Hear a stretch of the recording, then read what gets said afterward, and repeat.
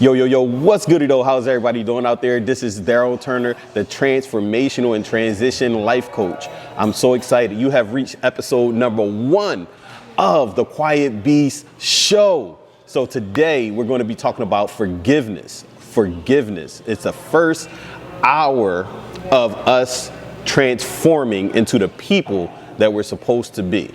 So I want to start off with this. Number 1, what makes you smile? It's my question to everybody looking at this, right? Anybody that's looking at this show, anybody who is looking for an opportunity to become anew, what makes you smile? I think that's very important. See, we all go through pain. We all suffer at some point. You know, one of the things that I truly believe that if you are suffering and if you are in pain, you have to have something to fall back on. What is that thing that you can fall back on? What's that thing that makes you happy? Above all things, what brings you a sense of peace? You know, one of the things that I like to talk about is one of my favorite Bible verses, Psalms 30, chapter 5. It says, weeping may endure for a night, but joy comes in the morning. When you think about that, let me start off with what I think about it. When I think about weeping, I think about that pain and that suffering that I've gone through. So today I'm going to tell you a little bit of a story. It's about me and my friend Nate. And this is the reason why I wanted to bring up this topic of forgiveness, right? See, my friend Nate, we met in 1999. And man, as soon as we met, everything just seemed to click, right? We both sing. I know y'all looking at Daryl, oh, you don't sing. I do. But we both sing. We both love to perform, right? But we had some type of love for Jesus Christ, right? Like we really like to talk about Jesus Christ and what Jesus Christ was doing for our lives. Our connection and our bond just seemed to get stronger over time. And I remember the first time we ran into some friction. I was working at the Sheraton Hotel. He was working at Popeye's Chicken. Popeye, eat fresh. He was working at Popeye's Chicken. And I remember we were supposed to go out one night. And where we used to go, and I know you say, Daryl, Jesus Christ, how you gonna go to a strip club? We gonna get there, right?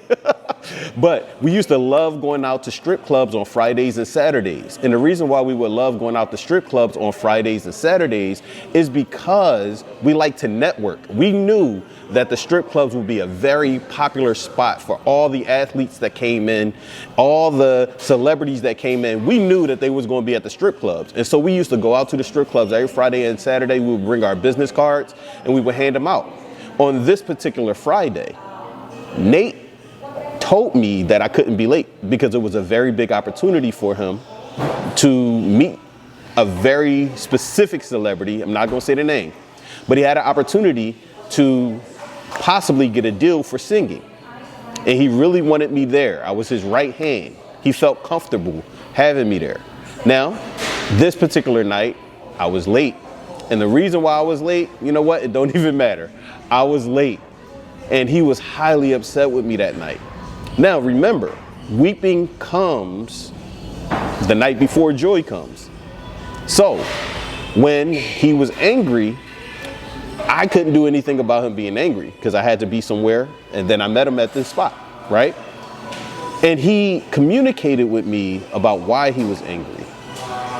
So instead of me internalizing that, I had to look at it from his point of view. I said, so what is it about this particular time that made you angry? He said, bro, I needed my right hand there. That's it. Sometimes it just takes for you to be there.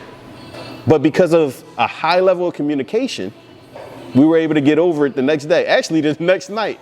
So when you talk about weeping endures for a night, but joy comes in the morning, you got to remember, pain is not going to last forever. It's not. The great thing about pain is it goes away. And then you can experience happiness and joy on the other end. All right. So I want to get to this topic of forgiveness. I'm going to continue to talk about my friendship with Nate, because this entire episode is very important for you guys to hone in on how important forgiveness is to who you will become in the future. So I want to read something to you. Forgiveness does not excuse what happened. Think about that. Forgiveness does not excuse what happens, right? So, perfect example. Strip club, me, Nate, I wasn't there, wasn't on time. That's what happened. Forgiveness for Nate was not, oh, Daryl wasn't there. That wasn't the forgiveness. Forgiveness was, oh, Daryl, you weren't there, but I accept that you weren't there. You see what I did there? It's not you holding on to things. It's accepting what was already. It already happened. I was late. It's nothing he could do about it. It's nothing I could do about it. But guess what? Am I going to sit there and hold on to that forever? Was he going to sit there and hold on to that forever? No. He chose to forgive me for not showing up at the strip club at that particular point in time. He chose to forgive me, and we remain friends. Forgiveness releases the weight we continue to carry. How many times have somebody that you are close to got you so upset that it felt like you couldn't get over it, or you wouldn't get over it? How often does that happen? Are you one of those people that say, I don't care what they do, I don't care what they say, I'm not going to forgive them? Are you one of those people that say, it don't matter how many times they come to me and they beg for my forgiveness, I can't do it? Are you one of those people? You wonder why you hold on to so much stuff, why you hold on to so much resentment, why bad things continue to happen to you. You continue to struggle and you can't figure out why. It's that weight that's on you. And until you are willing to do the work, it's not going to go anywhere. So, are you one of those people that hold on to that weight? You got to release it. Unforgiveness keeps us emotionally connected to the pain. Unforgiveness keeps us connected to the pain. That is one of the most important things that you have to realize. If you do not forgive, you will not be able to move on with your life. Now, because time is kind of seconds, minutes, hours, days, months, years, and all that, you feel like you're moving forward. But you ever get into a relationship with somebody after you just got out of a relationship, and all the hurt and pain that you carried from that relationship, you carry into the new relationship without you even thinking that you are? That ever happened to you? I know it happened to me. And ultimately what happens is the same thing that happened in a previous relationship, it happens in the new relationship. See, after all the flutteries and the butterflies are gone, all that stuff starts to come up all over again. And you can't figure out why. That's what understanding forgiveness is. Healing begins when honesty meets surrender. Healing begins when honesty meets surrender. What does that mean, Daryl? Have you ever got to a point where you're just like, I had enough? I had enough of feeling this weight that we talked about. I had enough of being angry. I had enough of crying, being in sorrow, feeling grief. What do I do? Who do I talk to? How do I get rid of this pain? How do I start to understand who I truly am? Because I'm so lost in my previous self, I can't figure out who the new me is. You ever think about that? It's part of the reason why we can't move forward. Ephesians 4:31-32. Be kind and compassionate to one another. Forgiving each other is exactly like Christ forgiving us. So, something that's very important to me, and the real reason why you guys are here on the Quiet Beast Show. Let's talk about your past. Let's talk about your vault. Let's talk about the things you mentally hold on to or the things you want to forget. Can we talk about that for a minute? Because some of you tell yourself a lie. You tell yourself a story. I'm not still affected by the things that I went through in the past.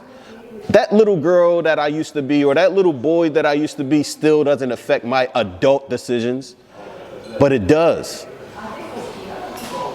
Some people smile publicly while suffering privately. Some people smile publicly while suffering quietly. I'm one of those people. I used to be one of those people, actually, because I'm doing the work. This is a continuous thing. Don't say, oh, you're a life coach, you're supposed to be healed already. No, as long as I'm here, I'm living and I'm breathing, I will continue to do work. But I'm one of those people who I like to smile in the public. Nobody ever sees Daryl angry. They don't see Daryl sad. They just say, man, that guy is strong. Perfect example. My mother passed away in 2023. And when I tell you, I held her hand as she took her last breath. I held her hand in the hospital while she took her last breath. After I left, I knew that people would be focused on me. How's Daryl going to react? How's Daryl going to deal with the most important person in his life being taken away from him? How will he deal with this? So after I cried in the hospital, wiped my tears, said, I got this, right? Walked out, told my aunt, hey, she took her last breath. Told my sister, told my nieces, she took her last breath. It was me in the room with my mother. It was my sister in the room with my mother. My brother was on FaceTime as she took her last breath. I just want to stop right just for a second. Can you think about how powerful that is? The woman that birthed the 3 children who made a huge impact on this earth. My brother was awesome, and we're going to get to that in another episode. But me and my sister in the room with my mother, my brother on the other end of the phone, and it seemed like the hospital had my mom on a timer. They were just waiting for her to take her last breath, for her last heartbeat to go away. And we're sitting here wondering what's next. I'm going to stay quiet just for a second so you can imagine the impact of that moment. Imagine the woman who gave you life, the person that gave you purpose outside of God, the one that took care of you for so long, the one who fed you when you had nothing to eat, the one that hugged you when you had nobody to get an embrace from, the one who reprimanded you for doing the wrong things. She took her last breath. Think about the weight of that. In an instant, she was taken away. So when I left the room, I led my aunt in the room. I led my cousins in the room. I let my nieces in the room so they can all say bye. All while I'm being strong. I didn't understand the impact that being strong would have a little while later. I didn't know that I would start to rebel because she wasn't here anymore. I didn't know how I would start to treat my children negatively. I didn't want to be around them. Didn't know how that would affect that. I didn't know how it would affect my love life and the person that I was with. I didn't know how it would affect that. I didn't know how it would affect my relationship with my sister and my brother. Didn't know. But guess what? It absolutely affected every single relationship that I had. And in the in the funeral, I said a speech, and the speech was about Job and how my mother reminded me of Job and how strong she was, right? And everybody came to me after the funeral, Daryl, you're so strong. How are you dealing with this? How are you doing this? As my mother laid in the casket, not far from me. See, that's the smile that I put on in front of everybody else. But internally, that pain, it was unbearable. It hurt me so bad. And I was left with this question, how do I deal with this? Like without somebody that I turned to for every single thing. Anytime anything went bad, I was able to pick up the phone and call Mom. You remember that song? Mama, right? Mama, you know I love you. That played at my wedding while I was dancing with my mama. See, all these memories come up after somebody is gone, right? All these memories just hit you after they're gone and they stick with you. And because you can't get those memories back or you can't physically recreate that scenario, you start rebelling, you start getting mad and upset that you can't get that back. There would not be another day I can hold my mother. I won't be able to hold her anymore. There will not be another day that I can call her on the cell phone and say, Mama, I love you. Luckily, I was able to figure this thing out. I was able to start to filter all my emotions. I was able to start to filter all that pain into what my purpose is. Trying to figure out who the best version of me is personally, right? Going through these courses, becoming a life coach, it has enhanced everything about me, my emotional awareness, and who I am as a person. So, the vault. The vault contains betrayal. It contains abandonment.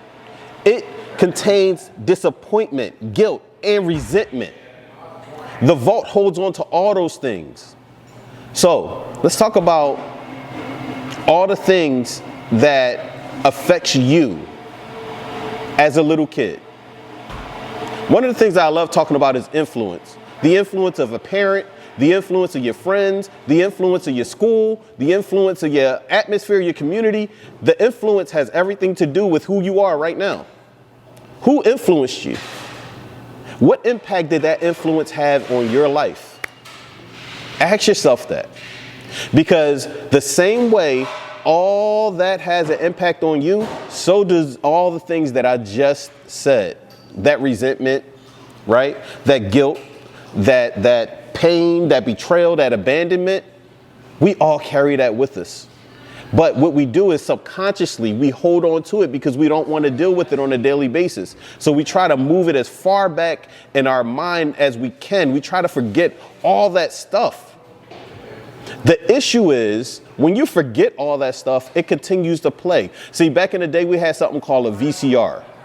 Had a cassette tape. It was like that big. You put it in the VCR and you had a remote. You could, well, in some houses, you didn't have a remote. So you had to get up off the couch. You had to press reverse or rewind to get back to the part you wanted to get to. Now you had reverse, you had fast forward, you had pause, and you had play, and you had stop. See, we like to think of our lives in that way. You know, if I do something, I can take it back. I can press rewind. If I do something, maybe I can hurry up past this and don't have to worry about the ramifications that come, right? Or if I just press pause for a minute, I can think and analyze on all the things that I'm going through. Yeah, that's it. Yeah, you might think so. But without an erase button, which the VCR did not have, you could not erase anything, right?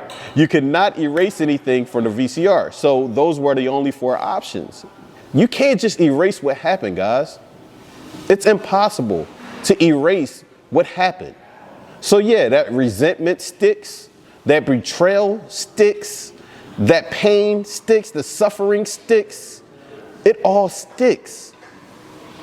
And without doing work, it's no way that you'll be able to move forward, because that stuff is stuck. It's stuck in that vault. It's stuck.